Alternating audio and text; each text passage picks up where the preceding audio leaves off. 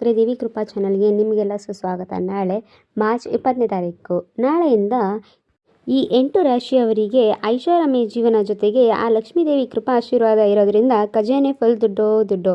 ಅದು ಯಾವ್ಯಾವ ರಾಶಿಗೆ ಲಕ್ಷ್ಮೀದೇವಿ ಕೃಪಾ ಆಶೀರ್ವಾದ ಇದೆ ಅಂತ ನೋಡೋಣ ಬನ್ನಿ. ಅದಕ್ಕೆ ಮುಂಚೆ ದಯವಿಟ್ಟು ನನ್ನ ಚಾನಲ್ ಲೈಕ್ ಮಾಡಿ, ಶೇರ್ ಮಾಡಿ, ಯೂಟ್ಯೂಬಲ್ಲಿ ನೋಡ್ತಿರೋರು ಸಬ್ಸ್ಕ್ರೈಬ್ ಮಾಡ್ಕೊಳ್ಳಿ, ಫೇಸ್ಬುಕ್ಕಲ್ಲಿ ನೋಡ್ತಿರೋರು ಫಾಲೋ ಮಾಡ್ಕೊಳ್ಳಿ ಫ್ರೆಂಡ್ಸ್. ಬನ್ನಿ ನೋಡುವ.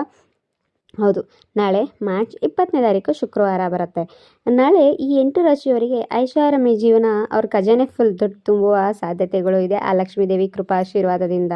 ಈ ರಾಶಿಯವರಿಗೆ ಇವಾಗ ಕಠಿಣ ಶ್ರಮ ಪಟ್ಟಂತ ಶ್ರಮಕ್ಕೆ ಫಲ ಸಿಗುವಂತ ಸಮಯವ ಇದಾಗಿದ್ದು ಅದೃಷ್ಟಶಾಲಿಯಂತೆ ಜೀವನವನ್ನ ನಡೆಸ್ತಾರೆ. ಈ ಅವಧಿಯಲ್ಲಿ ಕೆಲಸ ಅಥವಾ ವ್ಯಾಪಾರದಲ್ಲಿ ಸಾಕಷ್ಟು ಪ್ರಗತಿಯನ್ನ ನೀವು ನಿಮ್ಮ ಆದಾಯ ಹೆಚ್ಚಾಗಿ ನಿಮ್ಮ ಸಮಸ್ಯೆಗಳು ನಿಧಾನವಾಗಿ ದೂರವಾಗ್ತಾ ಹೋಗುತ್ತೆ.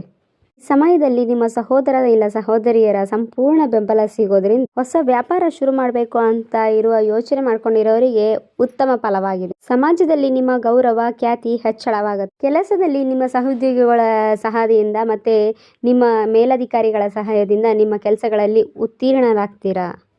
ಹೆಚ್ಚಿನ ಮಾರ್ಗಗಳಿಂದ ನಿಮಗೆ ಧನ ಲಾಭವಾಗುತ್ತೆ. ನಿಮ್ಮ ಆರ್ಥಿಕ ಸ್ಥಿತಿಯಲ್ಲಿ ಸುಧಾರಣೆಯನ್ನ ಕಾಣ್ತೀವಿ. ಇನ್ನು ಹೂಡಿಕೆ ಸಂಬಂಧಪಟ್ಟಂತೆ ನಿಮಗೆ ಅಪಾರ ಅವಕಾಶ ಲಾಭ ಸಿಗಲಿದ್ದು ರಾಶಿಯವರ ಜೀವನಗಳಲ್ಲಿ ಸಾಕಷ್ಟು ಸಕಾರಾತ್ಮಕ ಬದಲಾವಣೆಗಳನ್ನ ನೀವು ಕಾಣ್ತೀವಿ. ಪ್ರೇಮ ಸಂಬಂಧಗಳಲ್ಲಿ ಇರೋರು ಈ ಸಂದರ್ಭದಲ್ಲಿ ಅವರ ಸಂಬಂಧಗಳನ್ನ ಇನ್ನಷ್ಟು ಬಲಗೊಳಿಸ್ಕೋತಾರೆ. ಆದಾಯದಲ್ಲಿ ವೃದ್ಧಿ ಆಗೋದ್ರ ಜೊತೆಗೆ ಅವರ ಆರ್ಥಿಕ ಸ್ಥಿತಿನೂ ಸಮೇತ ಬಲಗೊಳ್ಳುವ ಸಂದರ್ಭ ಇದಾಗಿರುತ್ತೆ. ವೃತ್ತಿ ಜೀವನದಲ್ಲಿ ಪ್ರಗತಿ ದೊರಕುತ್ತೆ. ಸಂಬಂಧದಲ್ಲಿರುವ ತಪ್ಪು ತಿಳುವಳಿಕೆ ಕಡಿಮೆ ಆಗಲಿದ್ದು ಹಾಗೆ ಸಂಬಂಧಿಕರಲ್ಲಿ ಸ್ಥಾಪಗಳು ದೂರವಾಗುತ್ತೆ. ಸಂದರ್ಭದಲ್ಲಿ ಆರ್ಥಿಕ ಸ್ಥಿತಿ ಬಲಗೊಳ್ಳೋದ್ರ ಜೊತೆಗೆ ನಿಮ್ಮ ಆದಾಯ ವೃದ್ಧಿಯಾಗಿ ನಿಮ್ಮ ಹಳೆಯ ಸಾಲಗಳನ್ನ ನೀವು ಹಿಂತಿರುಗಿಸಲು ನೀವು ಯಶಸ್ಸನ್ನ ಕಾಣ್ತೀರಾ. ಮನೆಯವರ ಒಟ್ಟಿಗೆ ನೀವು ಉತ್ತಮ ಸಂಬಂಧಗಳನ್ನು ಹೊಂದುತ್ತೀರಾ. ನಿಮ್ಮ ವಿವಾಹಕ್ಕೆ ಸಂಬಂಧಪಟ್ಟ ಮಾತುಗಳಲ್ಲಿ ನಿಮಗೆ ಸಕಾರಾತ್ಮಕ ಫಲಿತಾಂಶಗಳು ಸಿಗ್ತಾ ಹೋಗುತ್ತೆ. ವಿದ್ಯಾರ್ಥಿಗಳು ಓದಿನಲ್ಲಿ ಉತ್ತಮ ಪ್ರದರ್ಶನವನ್ನ ನೀಡ್ತಾರೆ. ಉನ್ನತ ಶಿಕ್ಷಣ ಹಾಗೂ ಕೆಲಸಕ್ಕಾಗಿ ಹೊರಗಡೆ ದೇಶಕ್ಕೆ ಹೋಗುವ ಅವಕಾಶಗಳನ್ನು ಕೂಡ ಲಭಿಸ್ಕೋತಾರೆ. ಇನ್ನು ವ್ಯಾಪಾರಕ್ಕೆ ಸಂಬಂಧಪಟ್ಟಂತೆ ಅಡೆತಡೆಗಳು ಬರ್ತಿದ್ದೆಲ್ಲ ಈ ಸಮಯದಲ್ಲಿ ದೂರವಾಗುತ್ತೆ.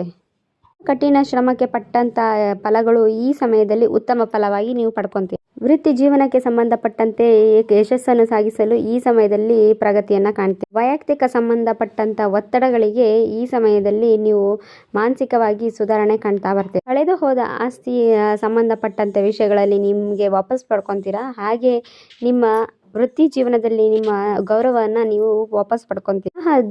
ಯೋಗ ಕೂಡ ದೊರಕುವ ಸಾಧ್ಯತೆ ಇದ್ದು ಅವಿವಾಹಿತರಿಗೆ ಉತ್ತಮ ಸಂಗಾತಿ ಹುಡುಗ ಸಿಗುವ ಯೋಗ ಕೂಡ ನಿಮಗೆ ಈ ಸಮಯದಲ್ಲಿ ಕಂಡು ಬರ್ತಾ ಇದೆ.